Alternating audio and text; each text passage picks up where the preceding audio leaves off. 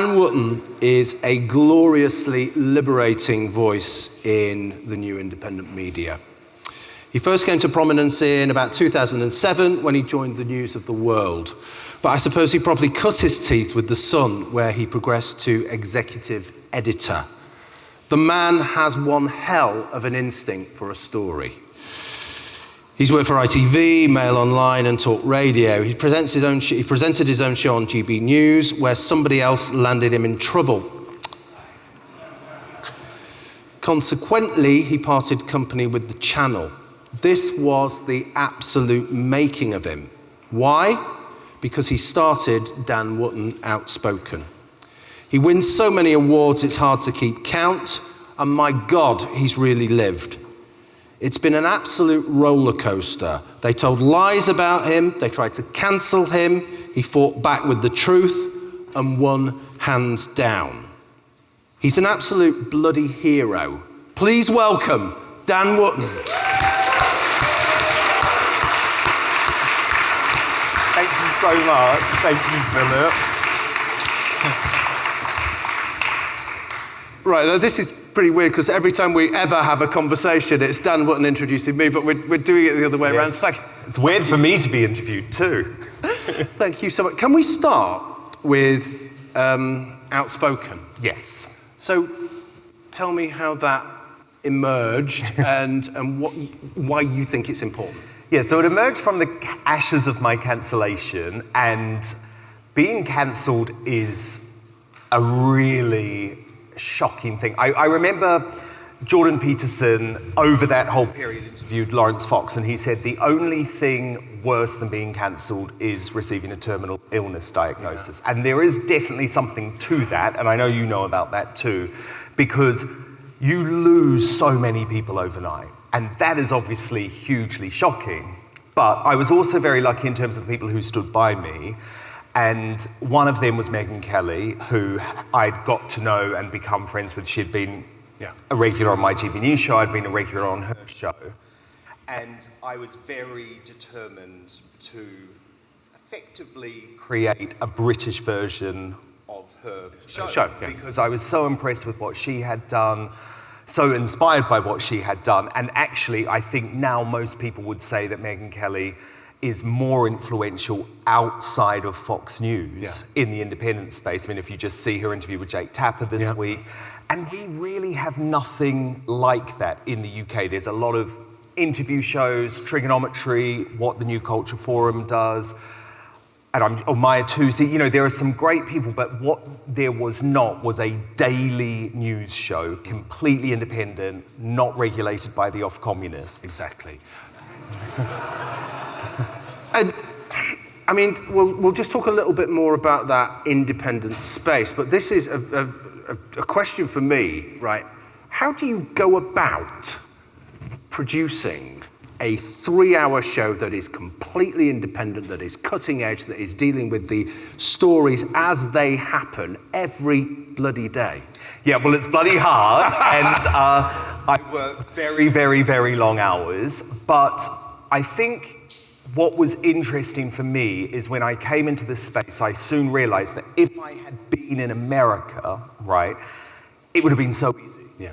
So in America now, there is a whole ecosystem around the independent media. If you are cancelled, which lots of people have been, there's lots of people who have been sacked from Fox News or one of the big channels.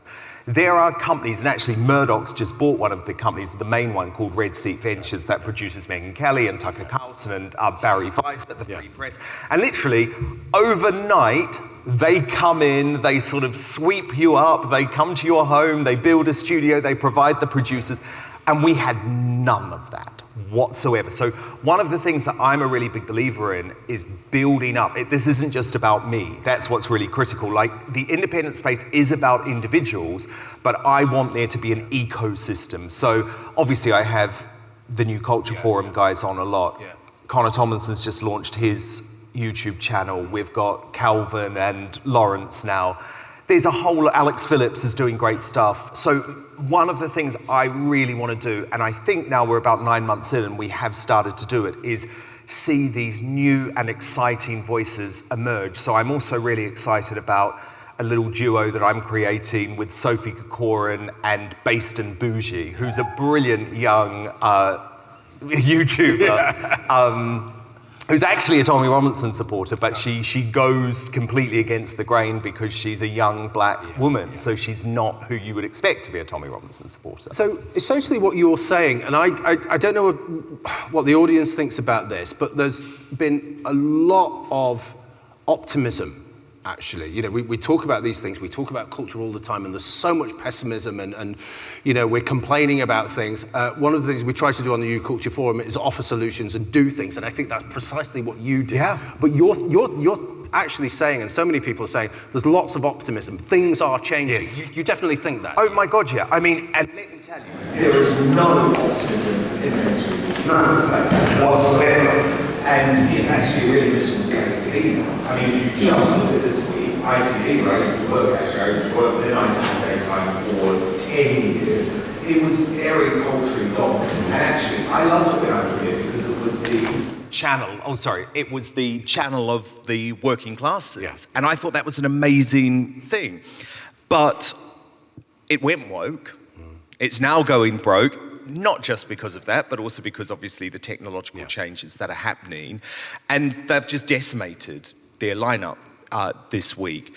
And obviously, you could say, well, it's sad, all of these people losing their jobs. I don't view it that way. I think we, the people, are making calls about what we want to watch.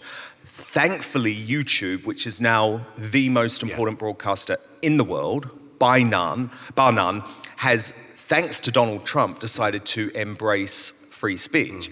Because remember, just a couple of years ago, we had this crazy situation where, for example, Dan Bongino, who's now Deputy Director of the FBI, was not just demonetized from YouTube, was removed, banned from YouTube forever. Do you know what his crime was? He said masks didn't work. That's right. That was it. That was it. It wasn't even about vaccines or about election denialism or January the 6th. He literally questioned the efficacy of masks, and he was given a lifetime ban from YouTube. So don't get me wrong, there are still huge challenges because I'm operating in this big tech space where it's like, well, is that going to change again? What if they cancel me there? But it was interesting. The people who I spoke to in my sort of forced period off work, which was really hard. There was like police investigation into me, a GB News investigation into me. I mean, they threw everything at me to try and finish me off. Can you just tell us a bit about how you felt when that was happening? Well, I mean, obviously it's genuinely one of the worst things you can possibly go through. And I think what you obviously hope is that, like, I'm a really loyal person, so you hope that people will show you loyalty back. A lot didn't, but as I say, the people who I was very, very inspired by over that period were people who I all hugely respect, who all stood by me. So Megan, Konstantin Kiszely, Dan Bongino, Dave Rubin, and they were all saying to me, you can, or Douglas Murray, he's another one, you can do this, this will be successful, there isn't this. So they sort of gave me the strength to go on, as well as my audience, who stayed completely loyal to me throughout, even though I wasn't allowed to say anything. So I think now for me, I'm very excited about what's happened with Outspoken, but it's about creating something bigger. It does feel as though there's something of a revolution. It almost feels it's a free speech revolution, it's a conservative revolution. It feels as though things are changing, but I'm always worried about saying that kind of thing. Can we just go back in time a little bit? And can you were big in the press, you worked for The Sun, the News of the World. Can you tell us a little bit what it was like in those days? Because it was kind of crazy, wasn't it? Yeah, it was crazy. I mean, I joined the News of the World after the phone hacking scandal. Yeah. So I gave evidence at the Leveson inquiry. Luckily, I was always able to say hand on heart, I never was involved in anything illegal, phone hacking, anything like that. So I was sort of part of the second wave of the tabloid, when it was still powerful, but it wasn't as powerful as it used to be. But I think anyone who watches my shows know that I'm not an intellectual, I'm not an academic, I'm an unashamed populist. I absolutely believe in the people's choice about what is news. And I think where I learned so much from my time at News of the World and The Sun is that there is a way to package news for people where it is still entertaining, it is still enjoyable. That's what's going to get people engaged. And if you just operate on a level above where people actually are and what they're interested in, what they care about. So, for example, this week, I have covered the bloodbath at ITV as much as I've covered the Lucy Connolly case, for example, because you can do it all. You can do it all. You don't have to make these decisions that there's only this narrow view of what news is. And we see that all the time, don't we, from the Westminster establishment. And I think most of those people, most of those journalists, they have no idea how ordinary people think, what ordinary people are interested in, and they make terrible news judgments as a result. They make terrible news judgments, and they dislike ordinary people as well. Hello, please excuse this brief interruption, but I'd be really grateful if you could please hit the subscribe button and subscribe to our channel. Our mission is vitally important, and we must grow this channel to ensure that our content reaches the biggest possible audience. The best way to do this is for you to subscribe. It's totally free. And in addition to subscribing, if you're able to donate or join our membership scheme, please click on the link in the description or visit our website, newcultureforum.org.uk. We've got great plans ahead, but we can't do it without your support. From only £4 per month, you'll receive a range of perks and benefits, including exclusive content. Thank you. So was there I'm trying to think about this. Was there a particular time when things changed? So you had, the Sun being massively influential, instrumental in getting Margaret Thatcher back into power, all of those things, but it feels as though it's a very different thing now. Was there a time when that power changed and the culture changed? I'm thinking about things like Brexit, I'm thinking about things like lockdown. Was there a particular time for you where you thought, hang on, it's different now, we desperately need this independent voice because we're living in a different world? 100%. I mean, I was actually super proud of The Sun over Brexit. The Sun was incredible over that period. Tony Gallagher was the editor at the time. He's now the editor of The Times, but he was a massive Brexiteer.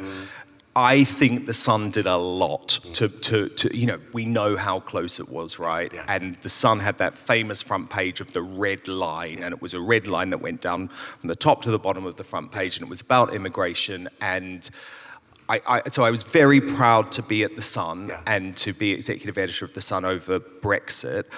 Where it changed for me was COVID. Yeah.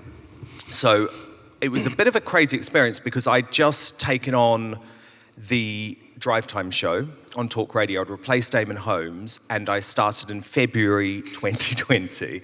And obviously, I mean, crazy. And I remember starting the first few days, I'm like, oh, what's this COVID thing? Not that interested in that. It's not of much interest to me. Yeah, whatever. We'll keep doing our, whatever we were doing at the time, debates over Brexit or whatever.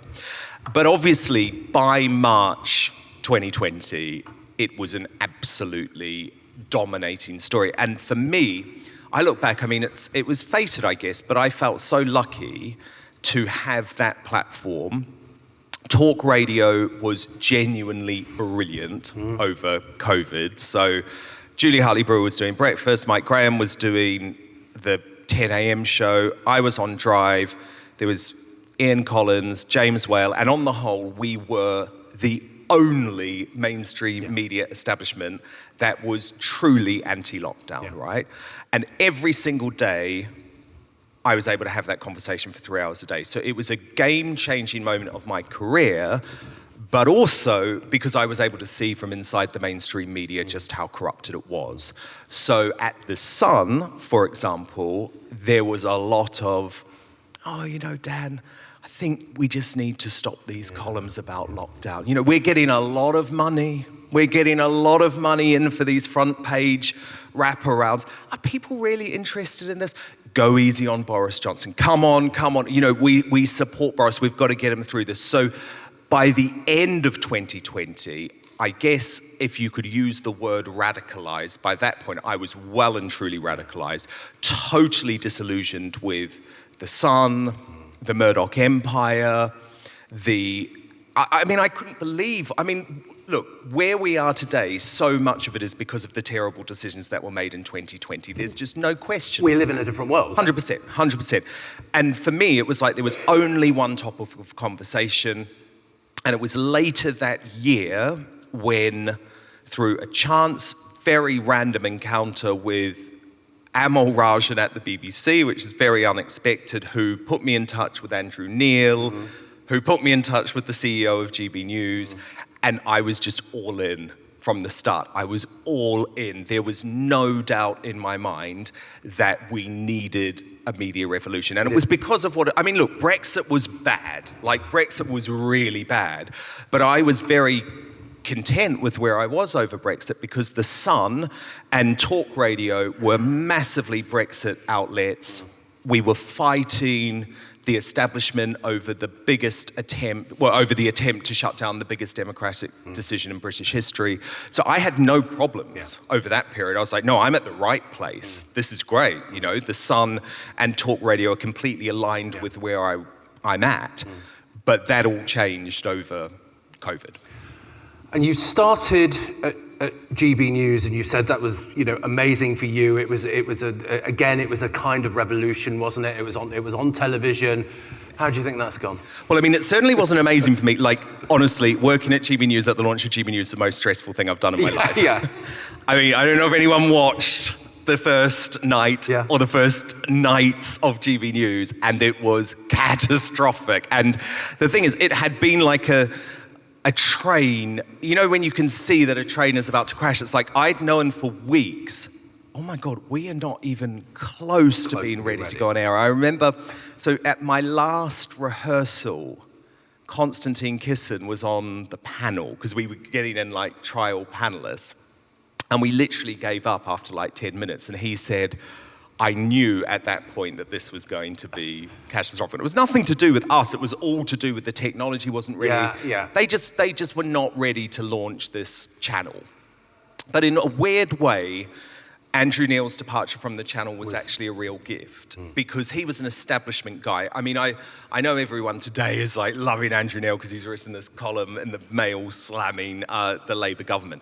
But honestly, Andrew Neil was so on the wrong side of history when it came to COVID. And I also remember telling him, and I think this looks, him telling me, sorry, it looks really wrong now, but he said to me, Dan, why do you keep talking about Brexit? It's done, it's over, and he was a big COVID lockdown guy. So actually, I think it was a real gift, the fact that we were the underdogs right from the start, because he left, eventually Mark Stein came in, Nigel Farage came in, and all of a sudden, we were actually doing really daring, crazy stuff. Well, there was a period of time with Mark Stein, it was you, it really was an alternative voice. The bizarre thing, it was an alternative voice on television, and I for one never thought I would see that. What was it like when it was good?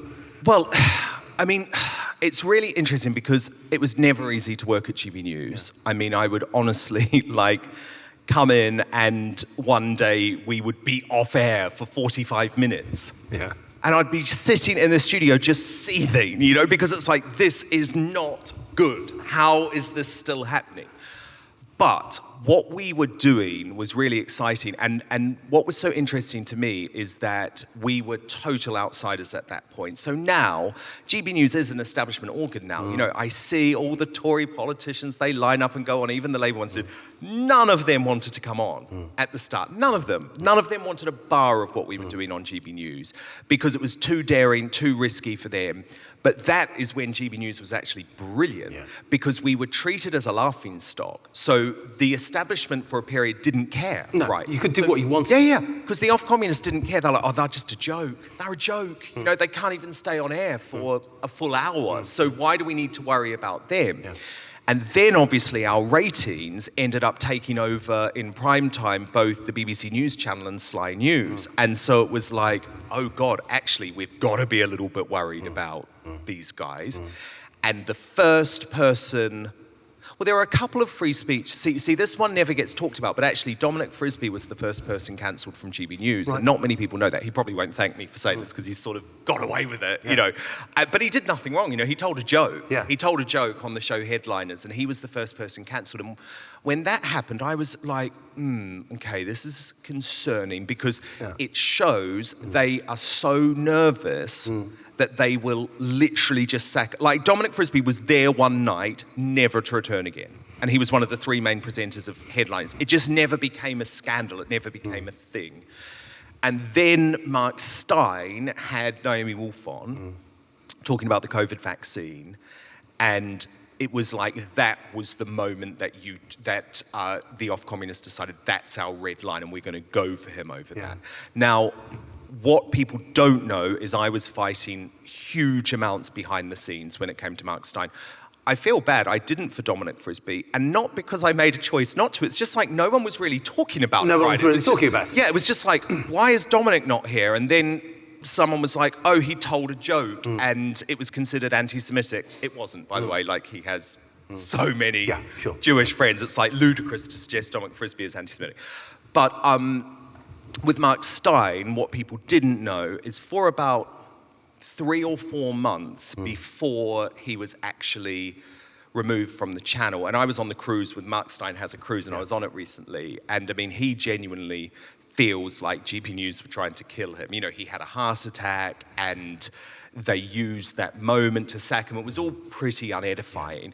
But before that, for about 3 months, I had been fighting behind the scenes with Neil Oliver and Michelle Dewberry to try and stop the management from doing what we knew they were about to do to Mark Stein, because they had Jacob Rees-Mogg lined up.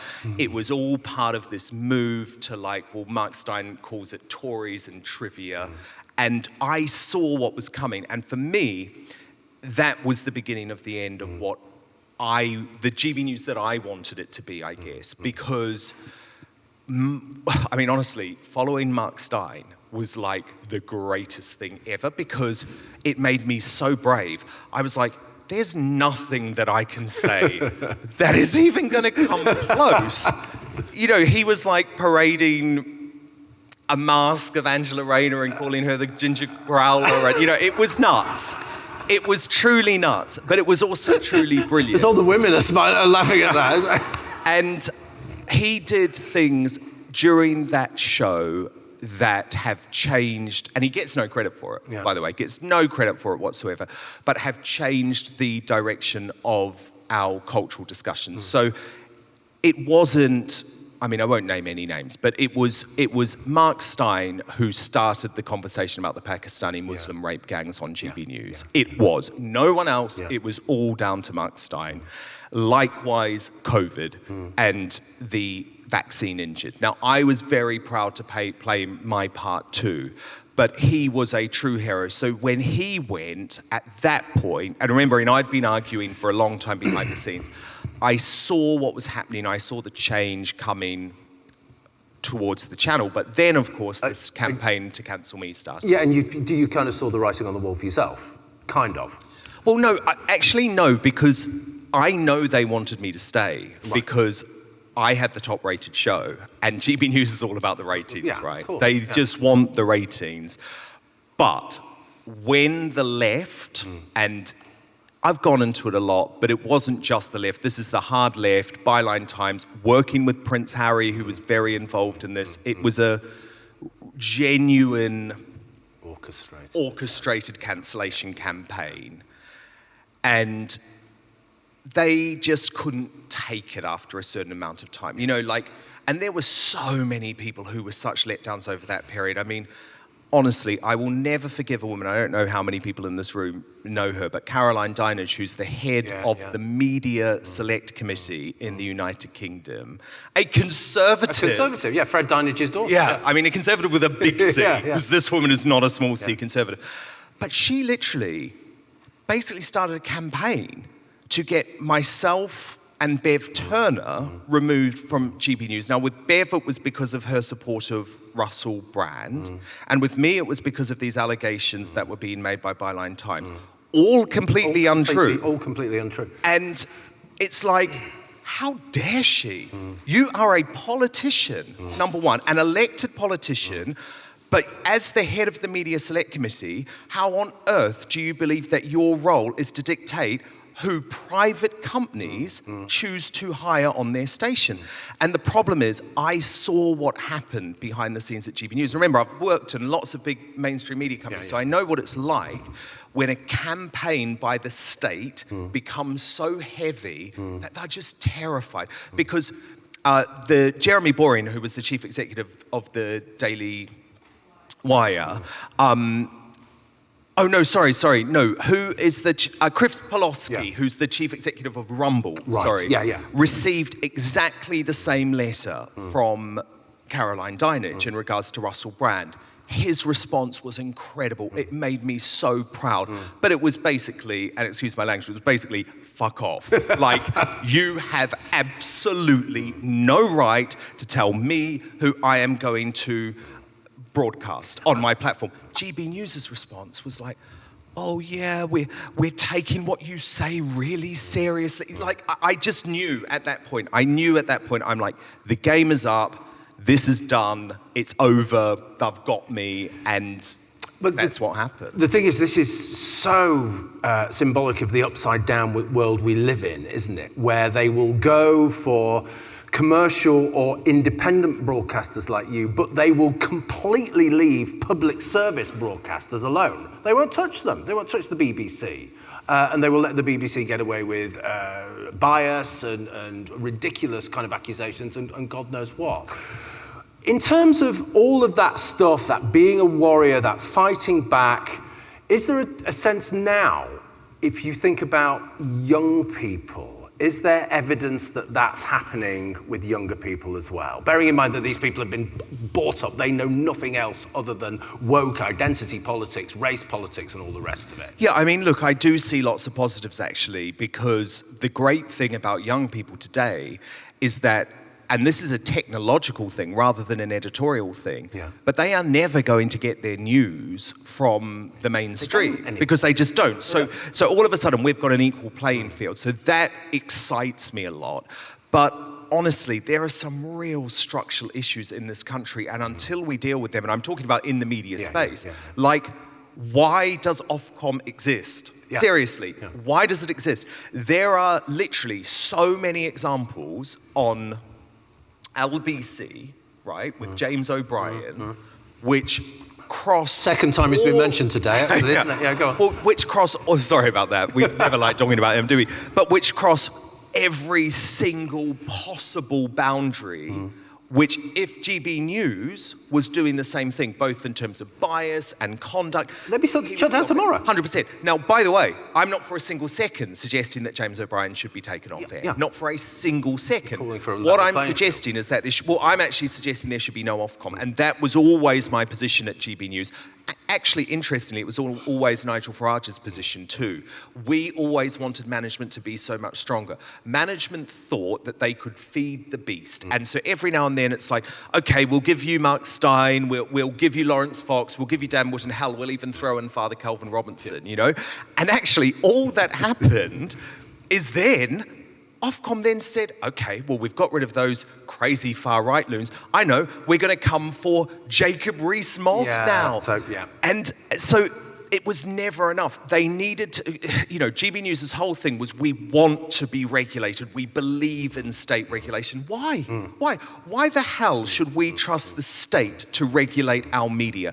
Why the hell should we trust a word that they say when it comes to regulation after what happened during COVID, which is that they forced mainstream media organizations not to run true stories, which have been some of the biggest scandals of our time. It isn't regulation, it's authoritarian. 100%. Isn't it? And as you say, it's never enough. They'll go further and further and further. But it's never on the left. It's never on the left. It's always on the right. The right is just this thing to eat.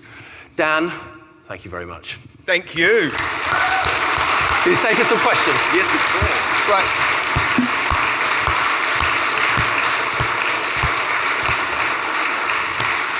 Okay.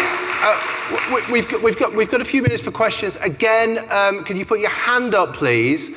And can you keep them relatively brief? And let's try and get as many in as we can. So, questions for Dan, please.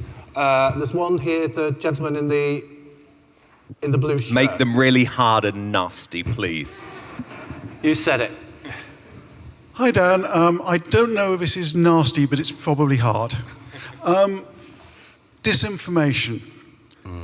I'm thinking particularly about disinformation about face masks. I'm not an anti-vaxxer, I hasten to add. But if you look at the Cochrane Review, which is the gold standard of medical evidence, and read the one on community measures against transmission of COVID, it says the studies were pretty crap, but based on available evidence, there is no evidence whatsoever outside clinical settings that face masks did anything. But I can guarantee the next time we have any kind of disease outbreak, we'll have the face mask police straight out again, even though the medical evidence is they don't work. How do we deal with stuff like that?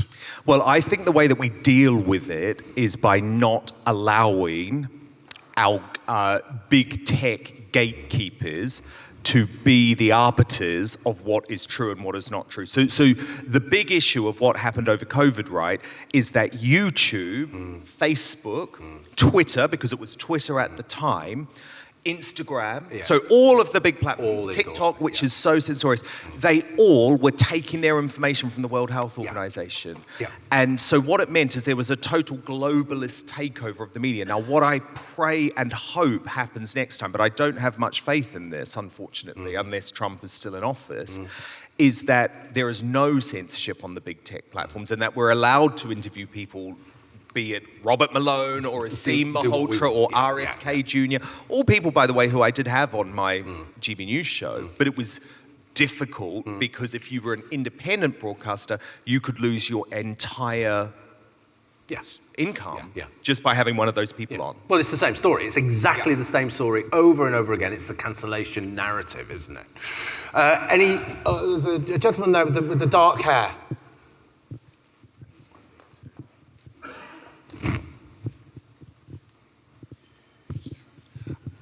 Thank you. Dan, one aspect that social media has revealed is the biases of journalists. If you look at the Twitter accounts of people like Emily Maitlis or John Sopel, it's highly unattractive, shall we say. Why do, and perhaps just speculate, why do journalists have views that are just so markedly out of sync with what the rest of the population, centre-left, centre-right, actually have? Is this the environment they live in, or is it just the pressures of the workplace, or are they true believers? What do you think it is? I actually think they are true believers, and it's really interesting. Obviously, there's a lot of groupthink that goes on, and especially if you're at a place like the BBC. But the John Sopel, Emily Maitlis example is fascinating, right? I actually love what's happened because we're able to see now in real time what they really think.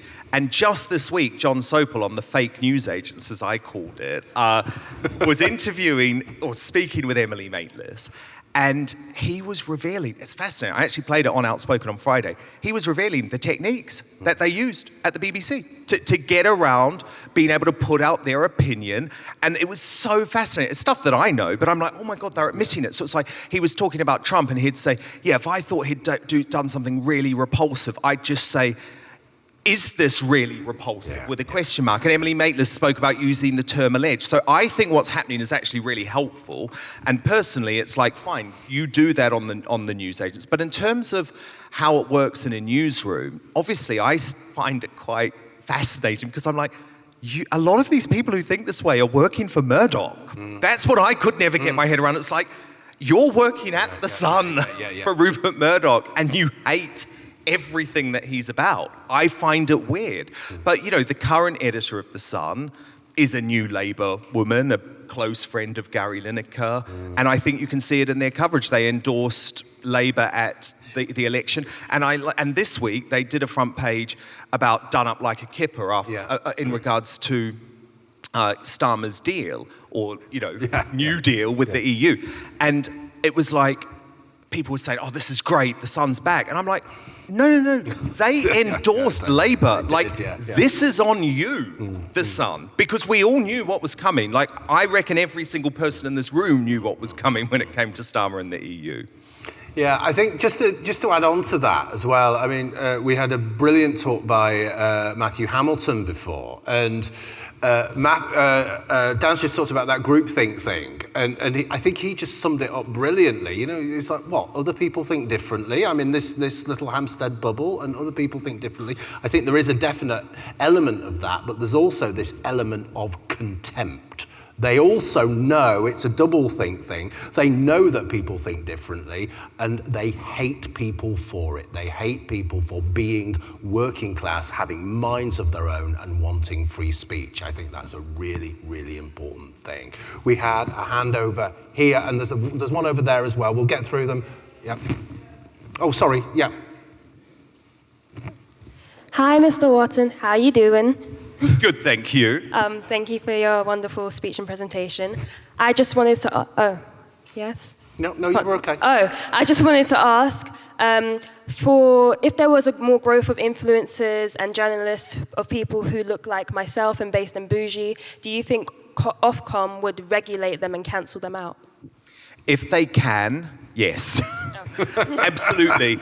And I think it's going to be so interesting to see what happens with people like you online, because how long is this Labour government and the off-communists going to allow you to broadcast freely online? I think it's really interesting, but it's not going to be easy for them, because the example that I always use, because people keep saying, well, they're going to come for the internet, and they are trying to regulate the internet with the online safety bill, right?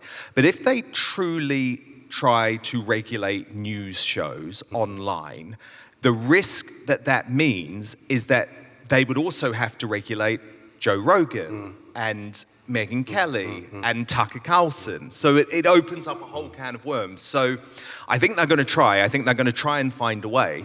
And I don't rule out the fact that I might have to be like pirate radio at some point, you know, be broadcasting my show from Florida. Yeah, you know, which would be okay, right? Florida would be all right.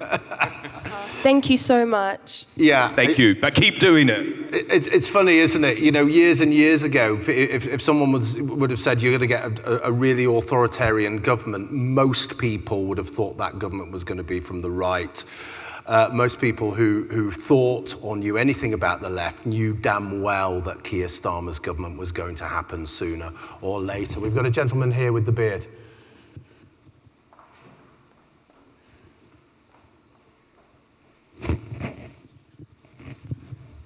Hi there. They say you get what you pay for. Is individual subscription the future of the financial model? Yes. And we saw the debacle over advertising at GB News, and the whole YouTube demonetization. And how do you get around that for people who can't afford 50 subscriptions? Yeah, I mean, that is really interesting, actually. I mean, the first thing is I encourage everyone to cancel their BBC licence fee, use that money to support journalists or journalistic organisations that you love, because honestly, that £5 a month is the difference between you being able to operate. I'm sure it's the same for the New Culture Forum, and not being able to operate. In terms of the bigger questions, though, I don't want to ever have to work for a billionaire again in my life, genuinely. It is so important. I mean, probably when I look back, the most caustic and toxic influence at GB News were the owners. And by the way, that's not to say that they're not, on the whole, really good people, right? Like Paul Marshall and the Legatum Institute, I'm sure most of us in this room would look at them on the whole and say they're quite a positive force for Britain. But no broadcaster should be concerned about personal relationships that billionaires have when you're broadcasting your work. And trust me, you are if you're at GB News, and believe me, you really are if you're working for Murdoch. So absolutely the solution is individual subscription going forward, because I think now people have much more trust in individuals than they do organizations. And just from a practical point of view, Substack, for example, is a genuine free speech platform. it is going to allow people who would not be allowed in the past on other platforms. They've proven that they're going to be strong in terms of allowing even some neo-Nazi voices, right? Which obviously is very controversial, but I think it shows a commitment to free speech, which actually should be embraced for that reason. And all I would say is that GB News is never going to be profitable. Trust me, no matter what they say. Sly News lost £80 million last year. And yet they carry on. £80 million. And yet they carry on in the same vein. Yeah, it's completely unsustainable. But it is completely unsustainable. And the great thing is, and I wait for this day, you know, come on in, Beth Rigby and Robert Peston. You try and enter this space. They will fall flat on their face. Because people are not interested in that establishment narrative. Yeah, I think the one thing to say there about the free speech thing, having opinions you despise, one, it's very important to let those people speak so you know who they are, okay? And two, you need to be confident, as we said in that last panel, to be able to easily fight back against that stuff and make them look risible. Yeah, but none of us are saying that Lineker and Alistair Campbell and Rory Stewart should be cancelled. I mean, my thing is great. If they go into the commercial marketplace and they can prove that they can survive in that marketplace, which at the moment, certainly Lineker's podcasts are proving, I'm more than happy with that. Just do not take money from the BBC. That BBC. is it. That's one thing. But the other thing as well is with something like Substack, it actually has a mixed model, doesn't it? So you subscribe and someone like Dan would offer material for people who are paying, but then you offer tons and tons of material for free as well, don't you? Yes, and look, there are big debates about sort of bundling and would it be possible in the future for people to also receive, you know, Matt Goodwin and Konstantin Kiszely as part of a bundle. And Liz Truss is working on a new right-wing network. Mm-hmm. But I'm just not sure if that's what people want, if they want another big brand now. The sense that I get is people just love authenticity. DIY. Yeah, and exactly, you don't need big studios or any of that, or any of the huge overheads of running a news organisation. You want content and independence, essentially, don't you? Right, any more? I think we could, oh God, there's loads. We can take two more if they're very quickly. Chris there, yep.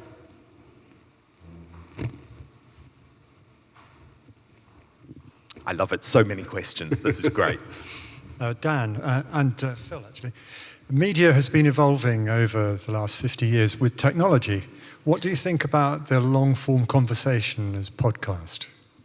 Yeah, I think it's been a game changer, an absolute game changer.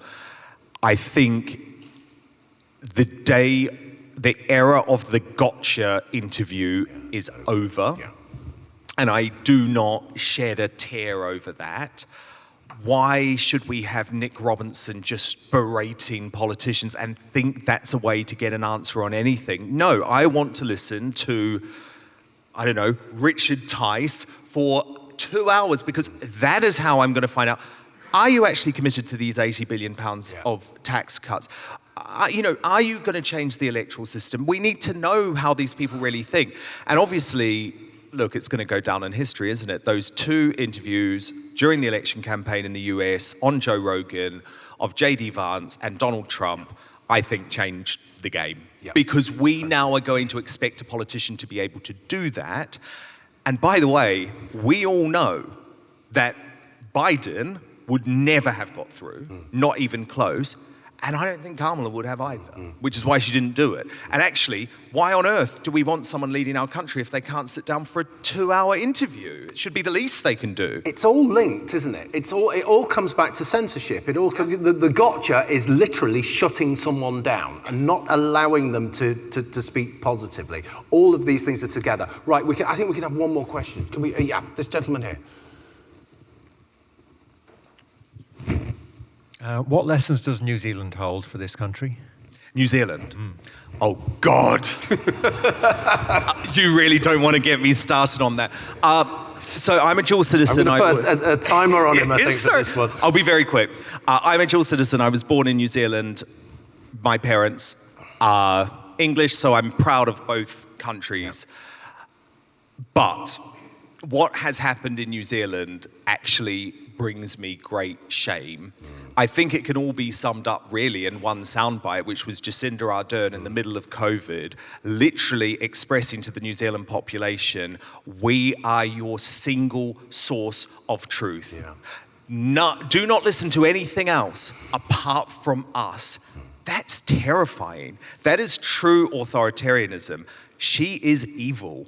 And I know that shocks some people because Jacinda Ardern is all about kindness, right? Like, she's got a book out about being kind. She is actually, and trust me, I've seen this up close. I have seen lives destroyed in New Zealand because people chose not to take the vaccine or chose not to stay in isolation. She has divided that society forever. And so it's very easy to criticize what the Conservative government did during COVID, right? And I think we could all probably agree that Boris Johnson got it wrong on a lot of fronts. I would argue that actually in his soul, he knew that a lot of what he did was wrong, and he is a libertarian who was captured by the globalist bodies. And all I say is thank God we didn't have Starmer or a figure like Jacinda Ardern in charge during the pandemic.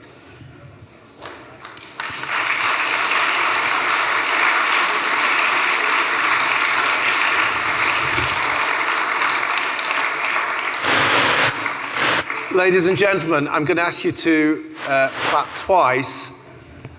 Dan Wootton.